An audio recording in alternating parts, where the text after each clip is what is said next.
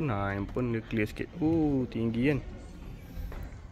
Yang bestnya atas ni, kita tengok macam upside down. Macam yang bawah ni ceiling, yang atas ni lantai. Ni istana lah. Ni aku tak tahu, mungkin tempat pembesar-pembesar. Ni tempat king tengah. Atas ni tempat permaisuri. Dan atas lagi lantai 3 tempat penyimpanan barang-barang diraja.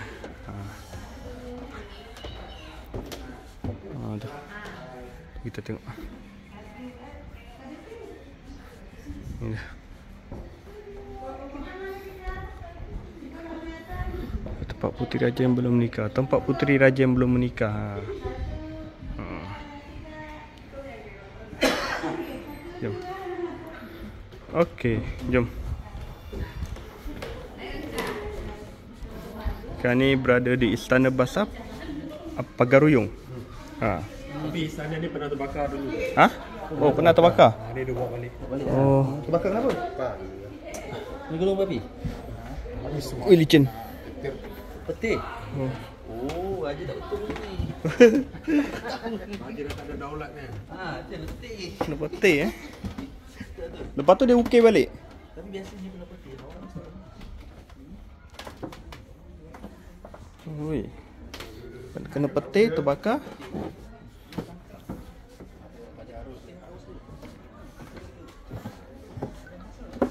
Jom.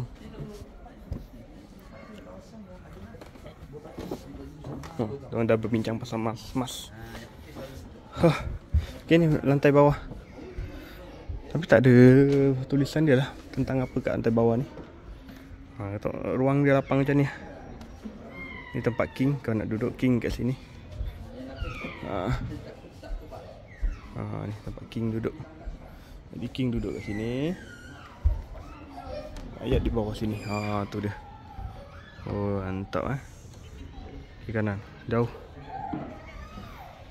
Ni pintu utama tadi kat bawah. Okay, jom kita akan keluar ikut belakang. Okay, let's go. Ni pintu keluar. Exit keluar. Jom. Notice. Hui, hai juga view kat luar ni. Ni estetik jugalah kalau kat luar ni. Hujan lah. Macam mana nak fly drone? Ni dapur kot. Tempat makan. Jom kita tengok. Dapur je. Ni ruangan dapur. Dapur. Dilarang menyentuh. Tak tahu ada pasir. Mungkin dulu sini padi. Minyak kulit kayu masohi. Ni apa? Ni? Oh, ni bilik meeting.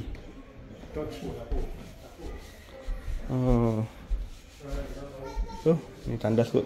Tandas ni pintu belakang keluar. Lawa. Masya-Allah. Jom. Okey, tu dia pemandangan di sekitar Istana Basah Pagaruyung. Minangkabau Dapur. Belakang rumah Gadam mempunyai 2 ruangan. Ruangan sebelah kanan berfungsi sebagai tempat masak. Kekal alat dapur yang disediakan, sedangkan ruang sebelah kiri berfungsi sebagai tempat para dayang yang berjumlah 12 orang. Dapur Istana Basah Pagaruyung dibuat berpisah dengan bangunan utama dan dihubungkan dengan salasar. Ni salasar. Macam nak tengok lambang ni Nogori.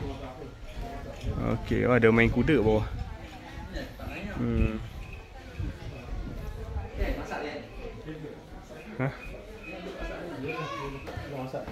Tak kuali tu kan. Ni simpan air gantung. Panaskan. Gantung pun ni. Dia dah betul. Gantung air. Sama dekat Sarawak begini tu tunjuk. Dia simpan barang simpan sendiri. Nanti nak masak air gantung. Jadi konsep tempat tu macam ni juga.